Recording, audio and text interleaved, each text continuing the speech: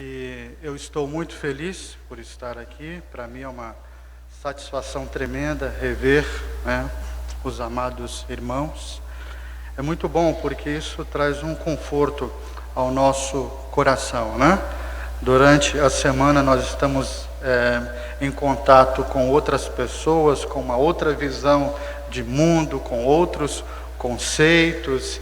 E aí nós aqui, estamos entre queridos e amados irmãos, irmãos na fé, amigos no coração, pela graça de Deus. Então isso traz um conforto, um consolo muito grande, tá certo? Bom, eu tenho que também trazer aos irmãos, um abraço da Igreja Presbiteriana de Jardim Camburi, cujo reverendo, é o reverendo Ronildo, que os irmãos conhecem. Então, um abraço aí para os irmãos. Depois, se os irmãos quiserem, eu farei isso pessoalmente, tudo bem? Se os irmãos quiserem, é claro, Tá certo? Brasileiro gosta de abraçar, alemão não. Eu tenho visto isso, experimentado isso com alguns alemães e holandeses, Você vai abraçá-los, eles ficam totalmente meio... Tá, mas é normal, Tá certo? Queridos, eu estou feliz também por estar mais uma vez aqui para tratar sobre este assunto tão importante acerca do que os irmãos comumente chamam de expiação limitada. E eu estou feliz por estar terminando, esta série de discussões sobre o assunto. E aí fica mais fácil para mim, porque eu já pude ouvir os outros irmãos que falaram sobre o assunto, e aí fica mais fácil para que eu não cometa certos erros ou equívocos, seja um pouco mais preciso. Não estou dizendo que eles cometeram erros, mas ouvindo-os, eu evito os meus, tá certo? Então é um privilégio muito grande. Queridos, eu vou tentar ser preciso ao máximo ao expor o assunto para os irmãos. Ou seja, o que eu quero dizer com isso é que eu não vou ser pastoral, entendeu? Eu vou ser acadêmico aqui neste assunto, para não cometer erros. Eu vou ser preciso aqui com os irmãos ao expor o tema que me foi colocado, que é a perfeição da expiação. Tá certo? Então, eu já começo dizendo para os irmãos que eu não vou utilizar o termo expiação limitada, porque este termo, ele, na maioria das vezes, causa uma certa confusão. Então, eu vou usar o termo expiação definida. Então, eu vou seguir os meus professores já mortos, que só podem falar através do que eles deixaram, escrito, e aí eles não podem mais corrigir nada. Então eu vou segui-los nisso e usar o termo expiação definida. Mas no contexto teológico hoje, existem outros termos ainda que não expiação limitada. Por exemplo, tem um termo bastante interessante que é o termo expiação específica eficaz. Este termo ele é ainda mais preciso, mas eu não vou aqui discutir o porquê dele, mas eu vou ficar com a expiação definida, ou como eu escrevi em 2008 a um amigo da Assembleia de Deus, fazendo a defesa, redenção particular. Tudo bem? Então, ou é expiação definida ou redenção particular.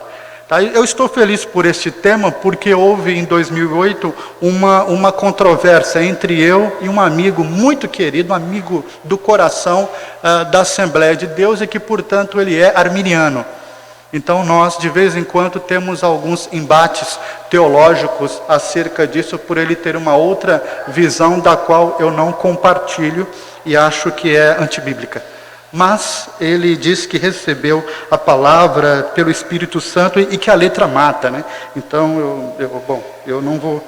Tudo bem, mas é uma pessoa querida, eu estou citando aqui porque ele defende esta posição, e quem sabe um dia ele virá comigo aqui, né? Ele é um irmão querido na fé, é um homem de Deus, mas ele é arminiano. Bom, desculpa pelo mas. Queridos, abram as suas Bíblias em João, no capítulo 17, versículo 5. João 17, versículo 5.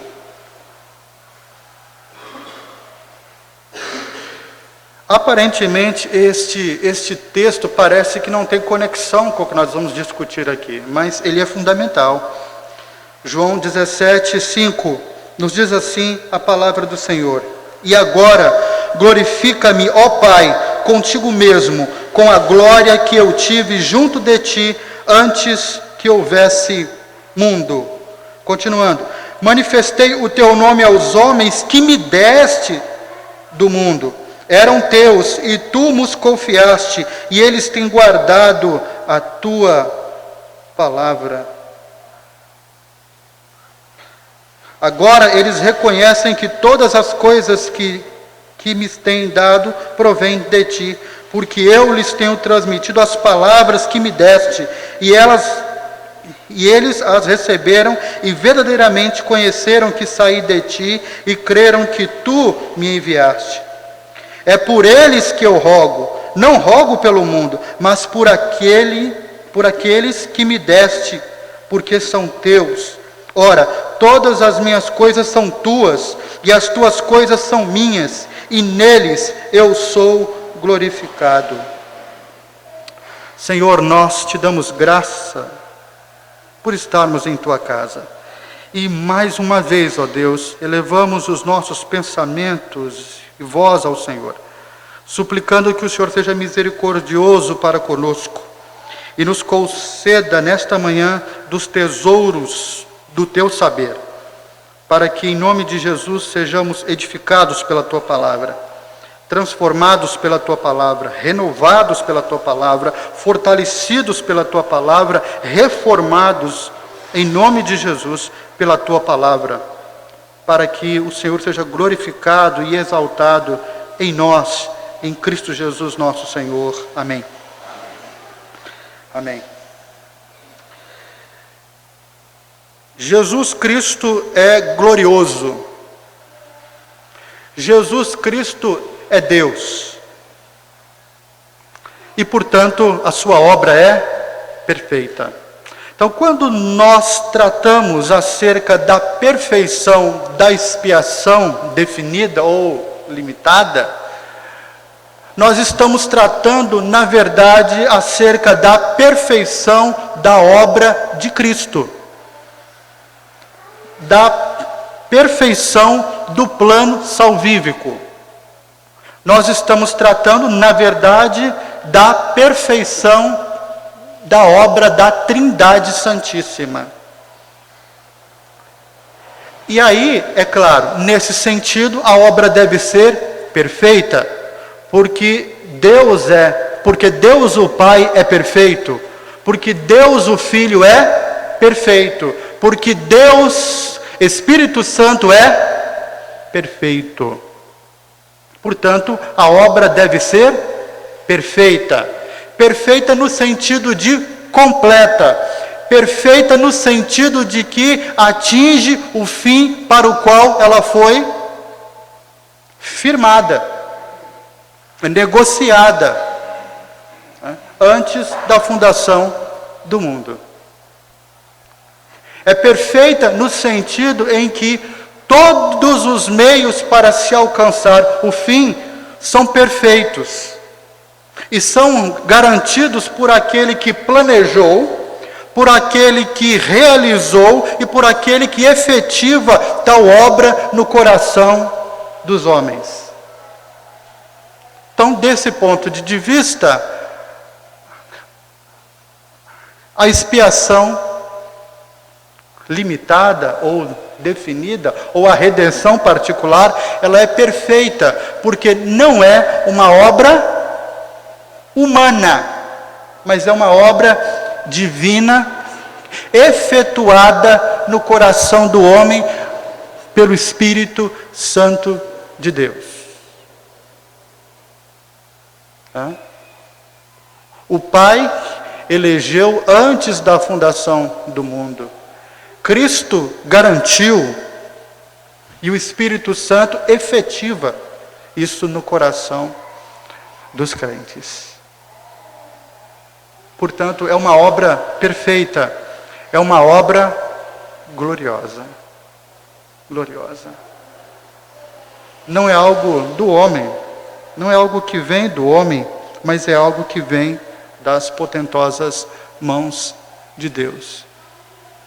Ok? Então, é com este pensamento que nós vamos, então, sermos introduzidos ao assunto. Tá certo? É com isto em mente.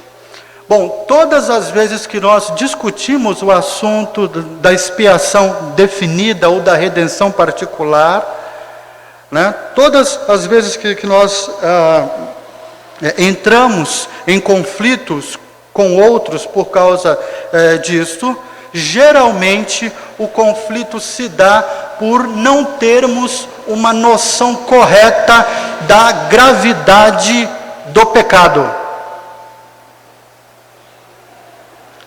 Este é o primeiro erro fatal, né? Por não termos uma noção, né, que seja boa, né, no sentido teológico do termo, do que vem a ser o pecado e da gravidade do pecado. O homem, ele não está enfermo. O pecado não deixou o homem doente. Os irmãos sabem, é só nós abrirmos as nossas Bíblias em Efésios, no capítulo 2, onde Paulo nos ensina o quê? Capítulo 2, ele vos deu vida estando vós mortos nos vossos delitos e pecados. O homem está morto. O morto não reage. Não é verdade? Você pode beliscar um morto e ele não reage. Ok? Você pode gritar no seu ouvido, pregar um sermão de umas 3 horas no ouvido de um morto, e ele não responderá. Se o fizer, corra. Tem algum problema aí. É sério. Porque o lugar mais tranquilo para você ler é onde? Cemitério. Se você quiser ler, né, pensar, cemitério é maravilhoso. Eu, particularmente, quando conheço alguma local, eu sempre procuro o cemitério. Eu particularmente gosto de visitar o cemitério. Por quê? É ali no cemitério que você sabe quem é rico e quem é pobre, né, na cidade. É fácil, né, pelas tumbas lá, né, as tumbas não, os sepulcros, você sabe disso. Mas é um lugar tranquilo, não é verdade? Você está bem. Não sei se alguém de vocês mora próximo a um cemitério, mas eu tenho colegas que moram do lado de cemitérios, e eles dizem que é uma paz tremenda, né? No Natal, Ano Novo, é um silêncio tranquilo. Não reage, né? Você pode gritar e tudo. Queridos, eu estou brincando aqui, mas a questão é muito séria, porque o homem, a parte de Cristo, ele está morto. Ele está morto. Lembram lá, né, em Ezequiel, lá naquele vale de ossos secos? O pecador sem Cristo, ele se encontra morto, desconjuntado. Por isso é que Cristo dá vida aos mortos. Só Deus pode dar vida aos mortos. Não é o morto que escolhe a Cristo. É Cristo que em sua graça, né, no beneplácito do Pai, dá vida aos mortos. Essa é a primeira coisa que nós temos que ter em mente. O pecado é algo terrível. E o homem está morto no pecado. Sem Cristo, a parte de Cristo, o homem está morto. E essa morte significa estar alienado de Deus, espiritualmente falando. Então, fisicamente, eu estou caminhando, bebendo, dormindo, comendo, me alegrando, festejando o Natal, aniversários tantos, me divertindo. Mas espiritualmente, sem Cristo, eu estou morto. Eu estou morto, eu estou alienado de Deus. E esse estado de morte, ele é tão terrível que Paulo diz mais para nós aqui, ele diz, nos quais andastes outrora, segundo o curso deste mundo, segundo o príncipe da potestade do ar, do espírito que agora atua nos filhos da desobediência, entre os quais também todos nós andamos outrora, segundo as inclinações da nossa carne, fazendo a vontade da carne e dos pensamentos. E agora vem a gravidade do pecado. Eu estou sem Cristo, morto nos meus delitos e pecados. Olha, e éramos por natureza filhos da ira. Lembram que Paulo lá em Romanos capítulo 1, versículo 18 diz, porque a ira de Deus se revela do céu. O homem sem Cristo, ele está morto, está debaixo da ira divina. Essa situação deve trazer tristeza aos nossos corações. Porque o homem sem Cristo é um cadáver que anda. O pecado é grave, irmãos. E infelizmente nós vivemos em uma época em que as pessoas perderam a noção exata da profundidade, da miséria do pecado. Então nós vivemos assim, pecadinho, pecadão, não é? O pecado trouxe morte, trouxe alienação de Deus. E aquele que não conheceu a Cristo ainda, está morto nos seus delitos e pecados. E você e eu temos colegas assim, temos familiares assim, alguns têm pais, avós assim, irmãos que estão longe de Cristo, que estão mortos nos seus delitos e pecados. Então, este é o primeiro ponto que nós precisamos considerar. O segundo ponto que nós precisamos considerar, e que aí é uma outra coisa que traz problemas quando nós vamos discutir esta questão da expiação, é a questão de nós conhecermos o Deus bíblico. Por não termos uma noção correta do Deus bíblico, nós inferimos coisas que não são verdade. Né? Nós gostamos muito de dizer que Deus é amor. Né? Mas Deus é amor no sentido de passar a mão sobre a cabeça. Este conceito bíblico é um conceito errado. Porque se Deus é amor, Ele não passa a mão em nossas cabeças. Sabe por quê? A maior demonstração de amor está na cruz. A maior demonstração de amor está em um rosto ensanguentado. Em vísceras aparecendo.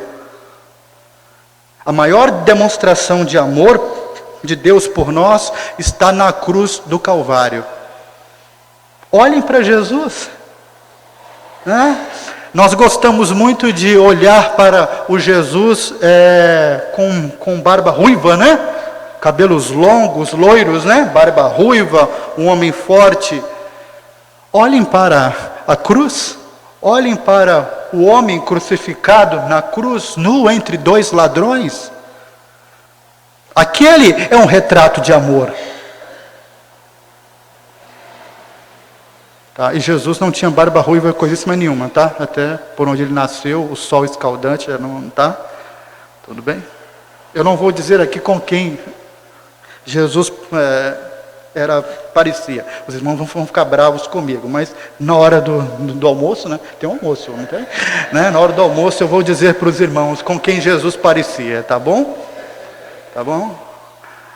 Mais ou menos hoje, né? Pelos que a gente sabe, ele parecia com alguém que nós não gostaríamos que parecesse muito, tá bom? Queridos, por não termos um conceito correto daquilo que Deus é, da Trindade Santíssima, nós temos problemas com algumas doutrinas, com a doutrina da depravação total, com a doutrina da eleição incondicional e com a expiação definida, e também com a vocação eficaz e com a perseverança dos santos.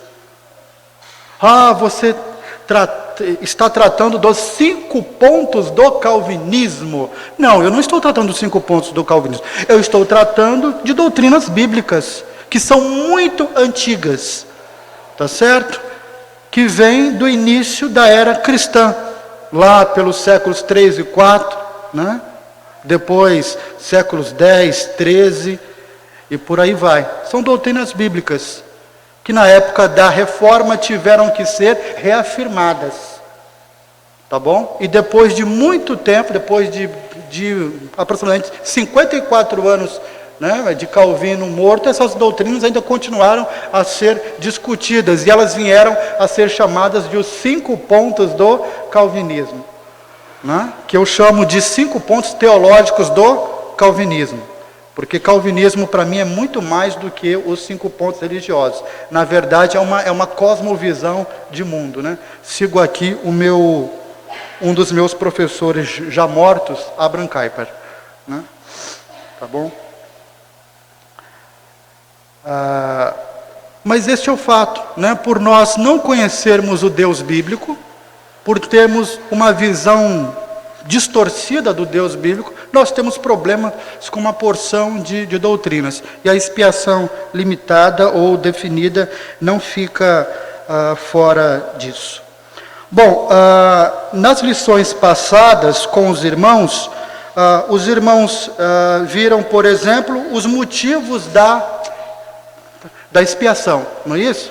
Alguns irmãos falaram sobre os motivos da expiação, e um dos irmãos colocou que um dos motivos da expiação é o amor imensurável de Deus, ou o imensurável amor de Deus, né? João 3,16, porque Deus amou o mundo de tal maneira que deu o seu Filho unigênito para que todo aquele que nele crê não pereça, mas tenha a vida eterna, né? O elemento motriz, né? Um destes seria o amor imensurável de Deus. Então, para ser preciso aqui, eu vou redefinir o que os irmãos disseram sobre isso como causa motora da expiação, tá certo? E a primeira causa motora da expiação para mim é o beneplácito de Deus, que inclui a ideia do amor imensurável de Deus. Mas eu creio que essa palavra beneplácito define muito melhor isto, tá certo? Cristo se entregou a si mesmo pelos nossos pecados para nos desarraigar deste mundo perverso, segundo a vontade de nosso Deus e Pai. Aprove a Deus que nele residisse toda a plenitude, e que, havendo feito a paz pelo seu sangue da sua cruz, por meio dele reconciliasse consigo mesmo todas as coisas, quer sobre a terra, quer nos céus. Colossenses 1, 19 e 20. Então essas passagens tratam do beneplácito de Deus como causa motora da expiação. É importante aqui nós não excluirmos, e não podemos fazê-lo, com respeito à justiça divina. E esse é um problema quando nós tratamos da expiação, porque em geral as pessoas querem dizer, não, realmente Deus, Ele em Cristo Jesus expiou os nossos pecados porque Ele é um Deus de amor. E aí quando você fala sobre a justiça de Deus, as pessoas, não, Deus não é, não. Eu queria dizer, irmãos, que é impossível separar em Deus estas coisas. Deus é amor, Deus é justo. É impossível se separar isto. Ao mesmo tempo em que Ele é amor, Ele é justo também. É claro que externamente nós vamos ter as ações de Deus. Por exemplo, a justiça retributiva, não é isso? Ele retribuindo aos homens conforme os seus pecados, não é? Mas nós não podemos nos esquecer que Deus é um Deus de amor, mas Ele é um Deus justo. Então, quando nós tratamos acerca da expiação, nós devemos levar em consideração o amor de Deus, o imensurável amor de Deus e a sua justiça, que não se compara com a justiça dos homens. É muito comum nós discutirmos a justiça de Deus partindo daqueles conceitos que nós temos de justiça, no âmbito jurídico mesmo. Mas isso traz alguns erros, porque Deus não é homem, né? E portanto a sua justiça, ela está para além dos homens. Na verdade, é Deus mesmo que define e que dá significado ao que é justiça, e não o homem. Tá certo? Então, é muito importante quando nós formos discutir estes assuntos com alguém, estarmos fundamentados disso, no amor de Deus e na justiça de Deus. Tudo bem? Tá? Então, isto é importante. Só estou recordando alguns pontos interessantes que os irmãos discutiram com vocês aqui. Um outro ponto que foi discutido com os irmãos foi a questão da necessidade da expiação. Porque às vezes nos perguntam o seguinte, mas era necessário mesmo que Jesus Cristo fizesse a obra da expiação? Né? Será que não haveria outra forma de Deus salvar a humanidade sem a necessidade da expiação?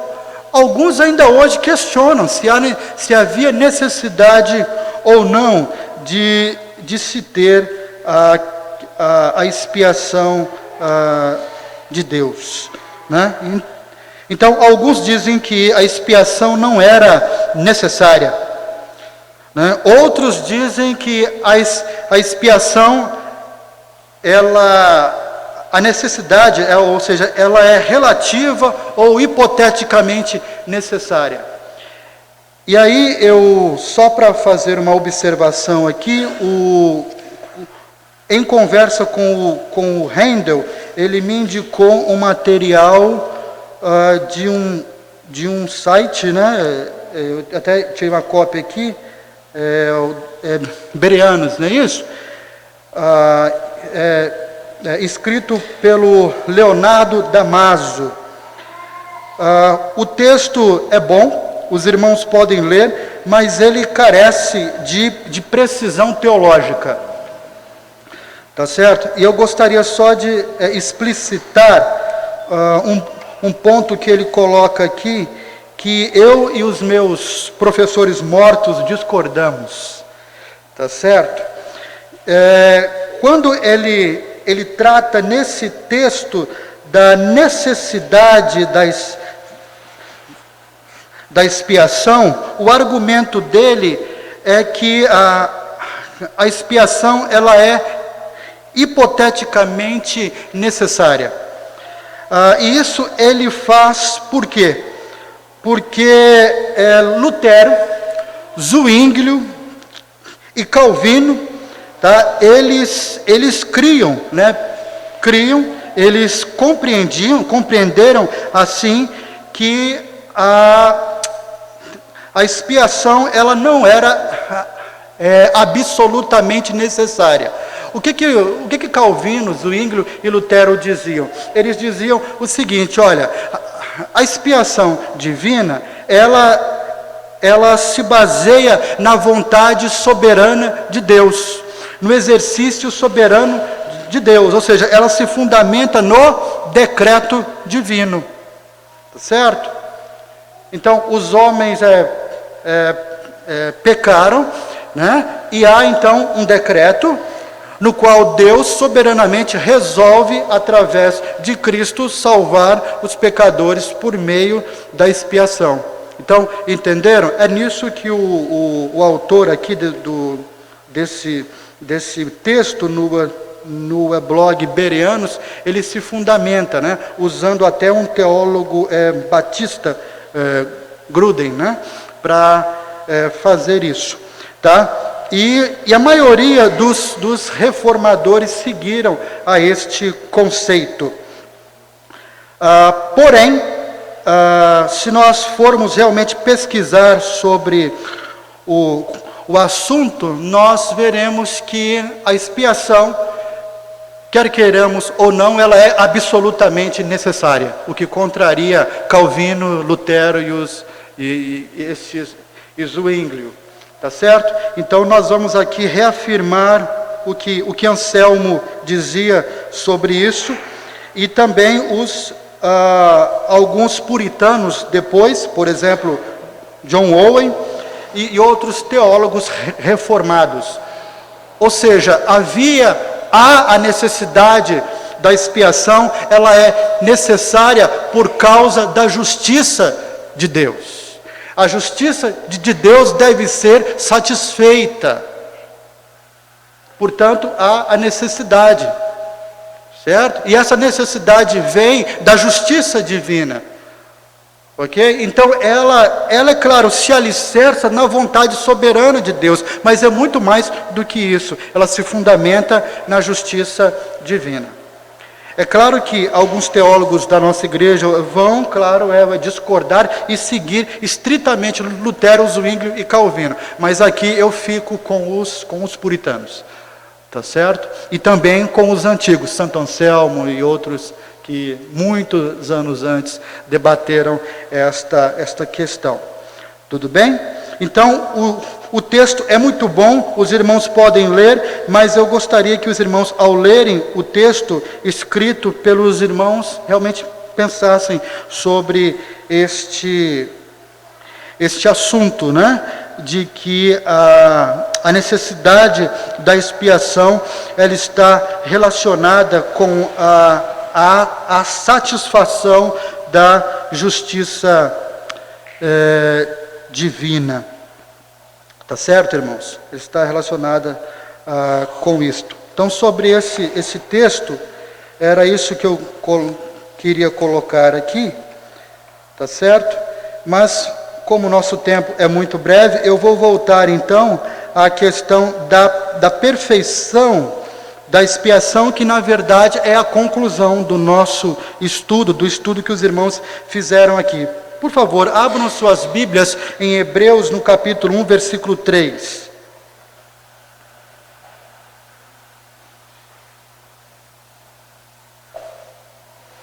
Hebreus, capítulo 1, versículo 3.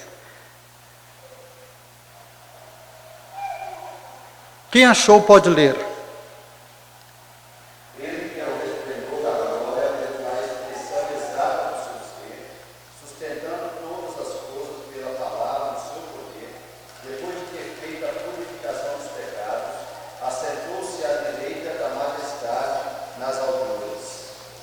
Amém. Este texto, ele é singular para essa questão da perfeição da expiação, porque ele nos diz o quê? Depois de ter feito a purificação dos pecados, de ter feito a purificação dos pecados, assentou-se à direita da majestade nas alturas. Então, isto implica, queridos, que Cristo não veio fazer os pecados expiáveis. Ele veio para expiar os pecados. A obra dele é completa. Ele expiou os pecados. Ok? Os nossos pecados foram lançados na conta de Cristo.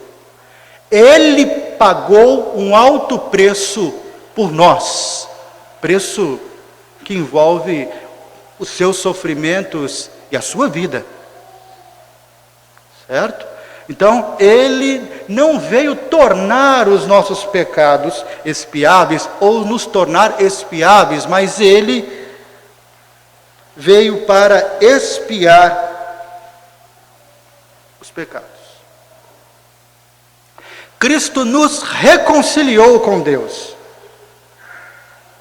Certo? Isso é importante. Lembram o que o sacerdote fazia?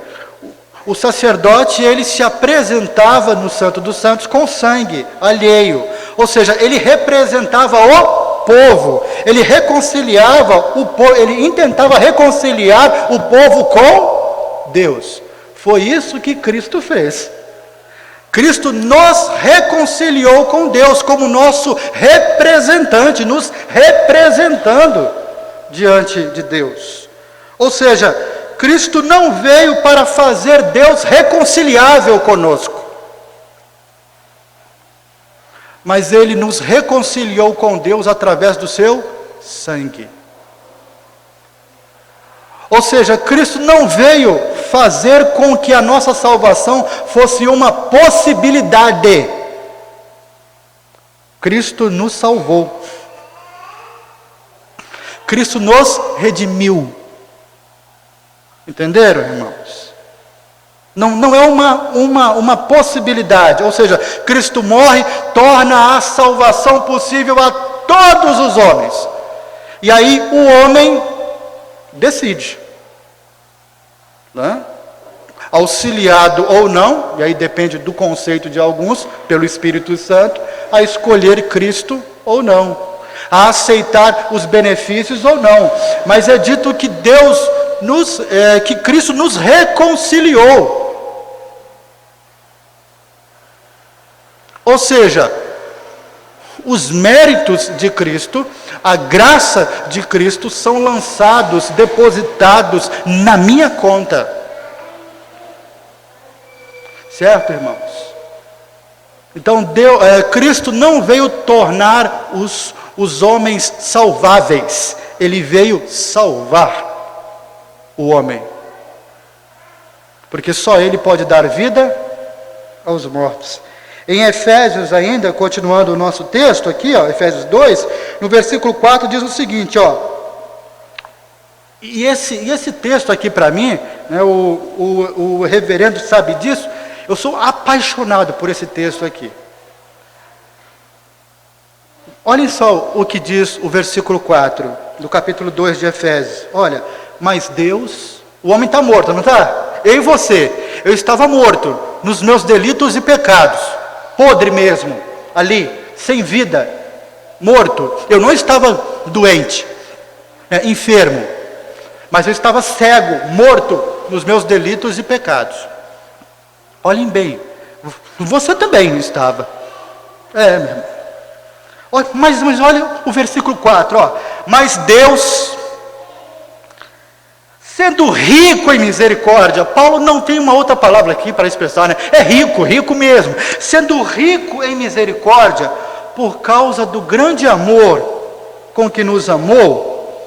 E aí Paulo frisa, e estando nós, eu e você, mortos em nossos delitos, nos deu vida juntamente com Cristo. Pela graça, sois salvos.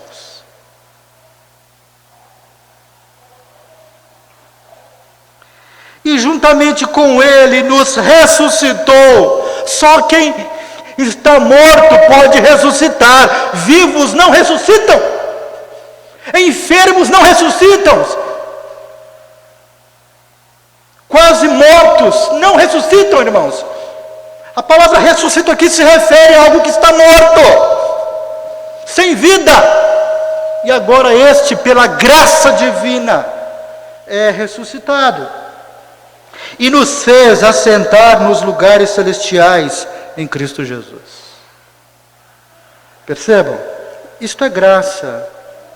Não depende de quem corre ou de quem quer, mas da administração da misericórdia divina.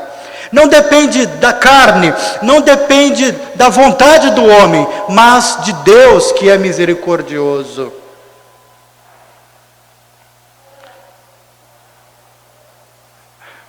Ele nos escolheu primeiro. E aí, ao nos dar vida, ao dar vida a mortos, quando eu e você abrimos os nossos olhos, nós vimos o amado de nossas almas. A resposta a um pecador que vive é amar a Deus.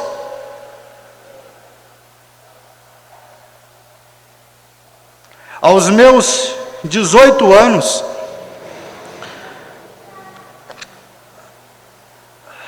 eu não cria em Cristo. Aos meus 18 anos. Aí alguém, que o reverendo conhece, né, um senhor, me disse o seguinte: você não crê mais em Deus? Eu falei, não creio mais em Deus, não. Ele me disse, bom, eu não vou te falar nada, não tenho nada a te dizer, você não crê, né? Mas eu vou orar por você. Apenas orar. E depois de alguns dias, sozinho, eu disse, Senhor, eu te aceito como meu único e suficiente Salvador. Por que eu fiz isso? Porque eu estava morto e revivi. E ao reviver, eu vi o amado da minha alma. E eu olhei para ele, e eu vi Cristo, e eu disse, eu quero o Senhor. Mas eu só fiz isso porque Ele me amou primeiro. Nós o amamos porque Ele nos amou primeiro, irmãos. Não é você que dá aquele salto de fé em direção a Cristo. É Ele que te resgata do lamaçal do pecado. E aí você aparentemente parece que é você que segura na mão de Deus e vá, né? Tem isso, essa música bonita até, né? Mas na verdade é Deus quem segura você. E no próximo, daqui a alguns, não sei se no ano que vem ou no outro, os irmãos vão tratar da perseverança dos santos. E verão que a sua salvação está segura em Cristo, não porque você persevera, mas porque Deus te preserva. E se Deus te preserva, você persevera. Você pode cair? Claro que pode cair. Os irmãos não acham que hoje de manhã, antes de vir para cá, eu tive que dizer, Senhor, Jesus Cristo, filho de Davi, tem misericórdia de mim. Mas eu sou preservado nesse estado. E eu sei que foi me dada na cruz do Calvário a vida eterna. Não foi algo que eu conquistei, mas que Cristo conquistou para mim. Aí está a perfeição da expiação divina. Não depende de você, não depende de quem corre e de quem quer, mas de Deus usar a sua misericórdia. Portanto, Ele tira do lamaçal do pecado aquele que Ele ama.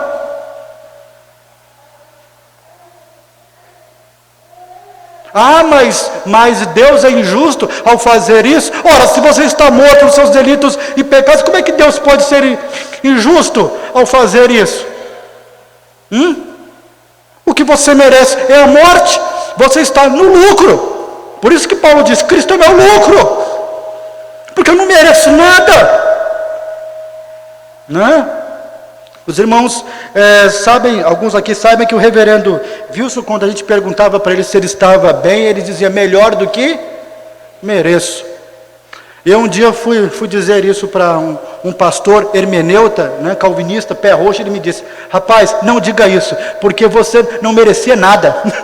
Então não existe nada que você mereça. Melhor do que mereço o quê? Se você não merecia nada. E é isso mesmo. Pecador não merece nada.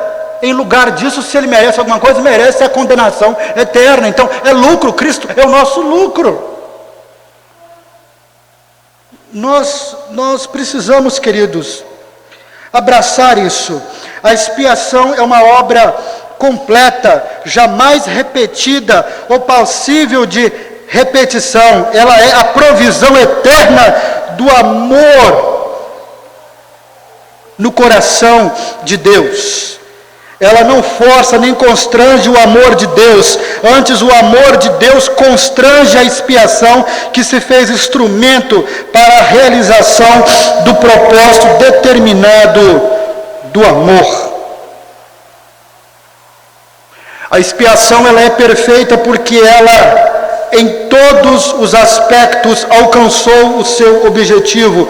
Cristo não morreu por todos os homens. A expiação ela é definida, a redenção é particular. Só a noiva eleita de Cristo é objeto do amor de Deus no plano da salvação.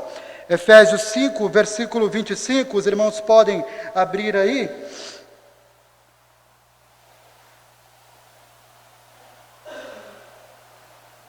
Efésios 5, 25, na parte B, como também Cristo amou a igreja e a si mesmo se entregou por ela.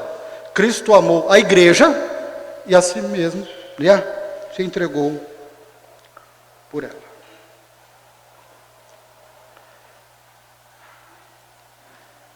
Nisto consiste a expiação. Eu gostaria aqui para finalizar, depois eu posso enviar para o Rendel ou para o reverendo, e aí eles passam para os senhores, mas eu gostaria de ler para os irmãos aqui o que, na época da controvérsia que tive com respeito a esse irmão da Assembleia, o que relatei para ele, né? Então eu enviei esse texto para ele, né? Na época ele estava no Pará, né? É do Pará. Então eu escrevi esse texto para ele.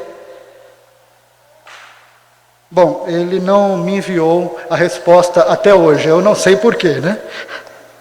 Eu estou esperando ainda, né? Mas é um homem de Deus, é um homem abençoado, irmãos, um homem abençoado. É um pregador de Deus, é um homem de Deus. Jesus Cristo é misericordioso com os arminianos também. Então eu escrevi na época assim para o Manuel: o que creio acerca da redenção particular ou expiação limitada. Meu amigo, afirmo que a eleição em si não salva ninguém. A eleição apenas destaca alguns pecadores para a salvação.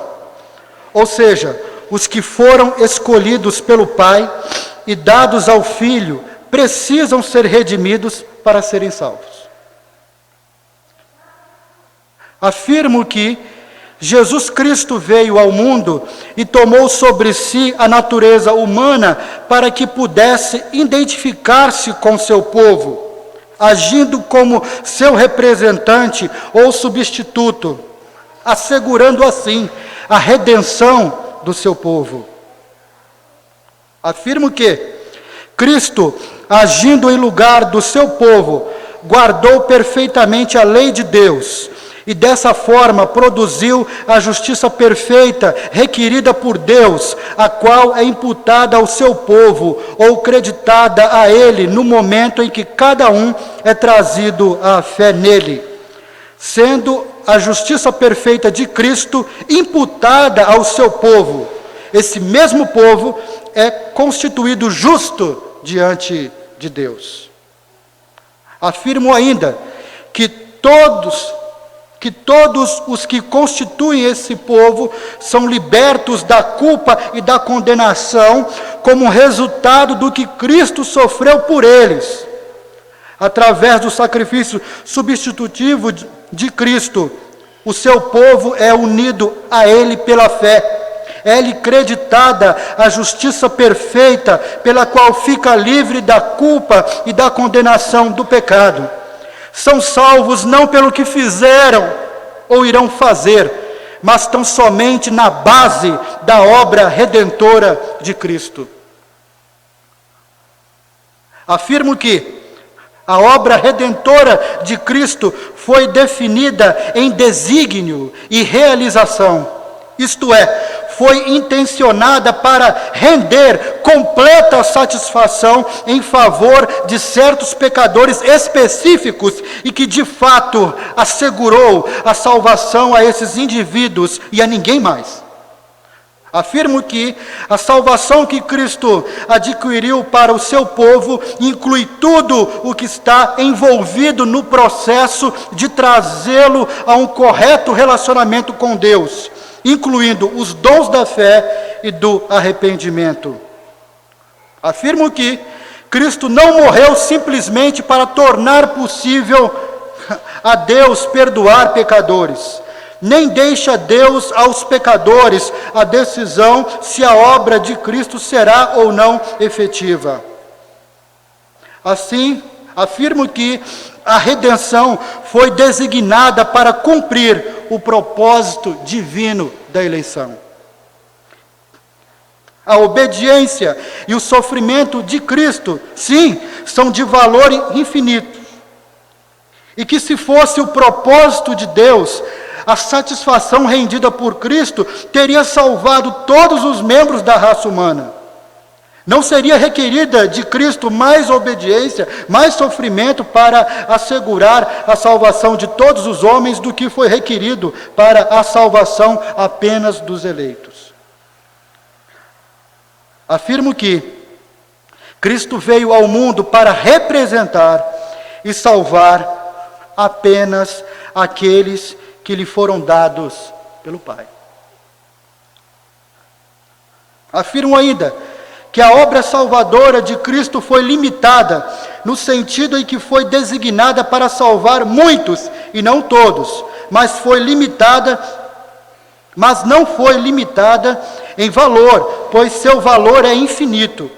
Ela teria assegurado a salvação a todos, se essa tivesse sido a intenção de Deus. Vou pular aqui algumas afirmações. Afirmo que as Escrituras declaram que, como resultado do que Cristo fez e sofreu, seu povo é reconciliado com Deus, justificado e recebe o Espírito Santo que o regenera e santifica. Todas essas bênçãos foram asseguradas por Cristo para o seu povo. Jesus, como o bom pastor, dá a sua vida pelas suas ovelhas. Todos os que são suas ovelhas são trazidos por ele ao aprisco, levadas a ouvir a sua voz e a segui-lo. João 10, versículo 11, 14 a 18, 24 a 29.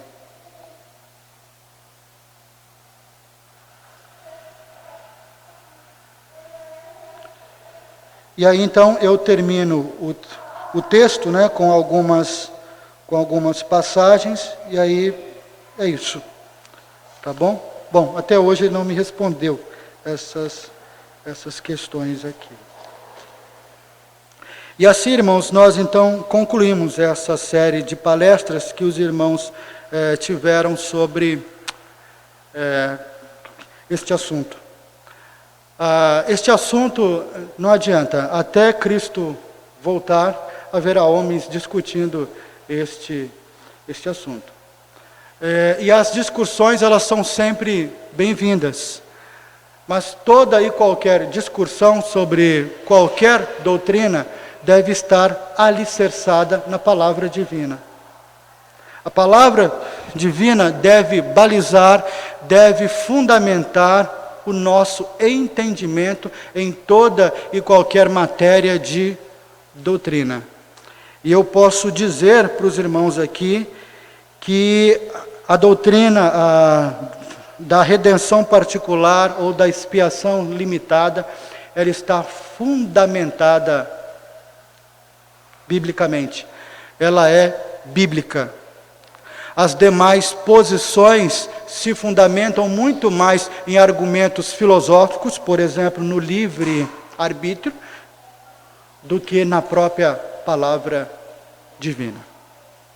Então, o meu conselho é que os irmãos orem, sempre orem, e estudem a palavra de Deus. Não sejamos preguiçosos no estudo. A palavra de Deus está em nossas mãos, não só para lermos um versículo ou outro, mas para estudarmos. Cada um de nós precisamos estudar a palavra de Deus. Tá certo, irmãos?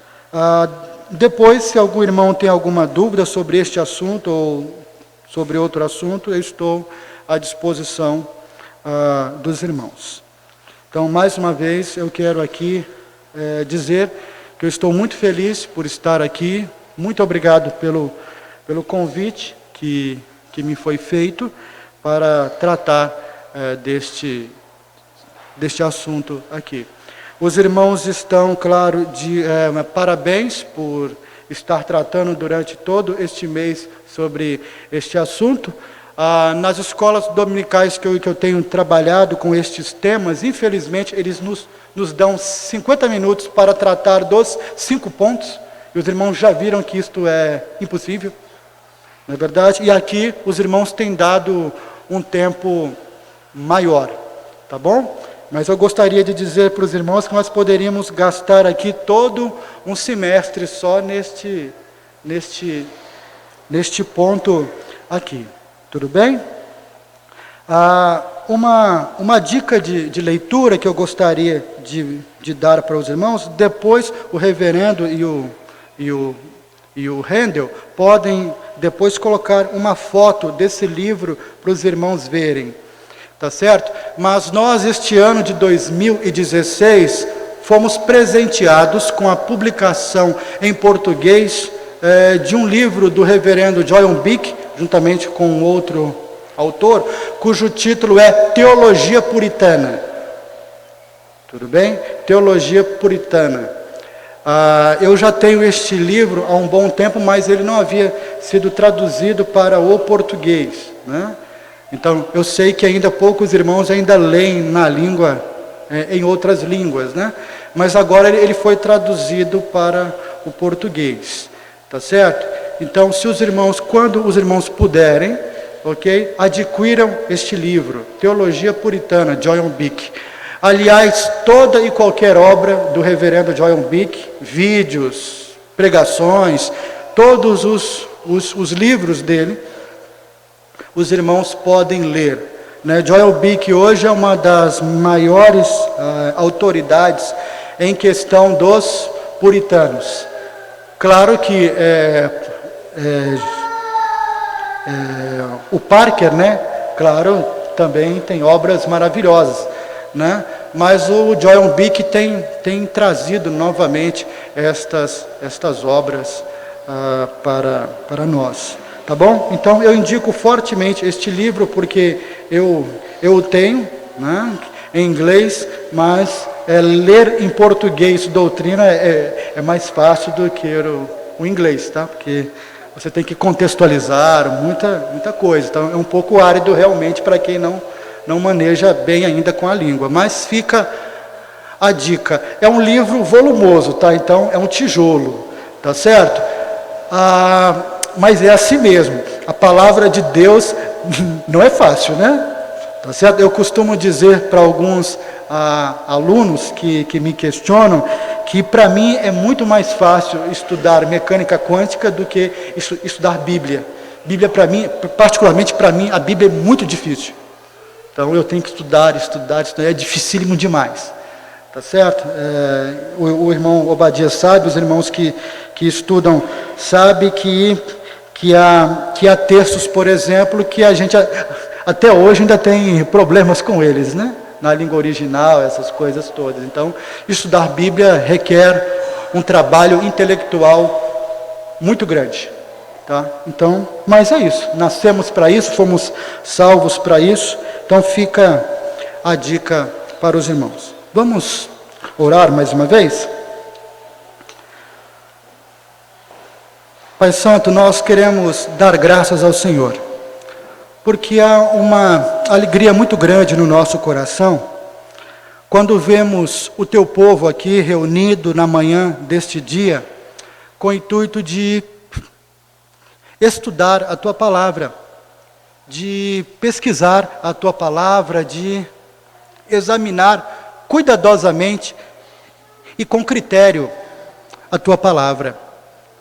Senhor, e há uma grande alegria no nosso coração, porque ao fazermos isso, não o fazemos sozinho, mas fazemos debaixo dos Teus santos cuidados, debaixo da orientação graciosa do Espírito Santo do Senhor, que nos conduz a toda a verdade, de forma, Senhor, que as nossas mentes e corações são como que inundados pelos tesouros do Teu saber e as nossas mentes esclarecidas pelo Teu Santo Espírito. E assim, cremos que o nosso aprendizado no Senhor é completo. Não porque somos completos, mas porque Tu és completo. Por isso nós queremos dar graças ao Senhor pelo Teu povo que ora se reúne aqui debaixo da Tua graça para estudar a Tua Palavra. Senhor, nós reconhecemos a nossa pequenez, as nossas limitações em tratarmos deste assunto. O Teu servo reconhece as suas limitações e suplica particularmente ao Senhor que o Senhor ensine o Teu povo, continue ensinando o Teu povo, ministrando ao coração e mente do Teu povo, para que em nome de Jesus nós possamos amar ao Senhor de toda a nossa alma, de todo o nosso entendimento, com as nossas mentes e corações, para que assim sejamos um em Ti, em Cristo Jesus nosso Senhor. Amém.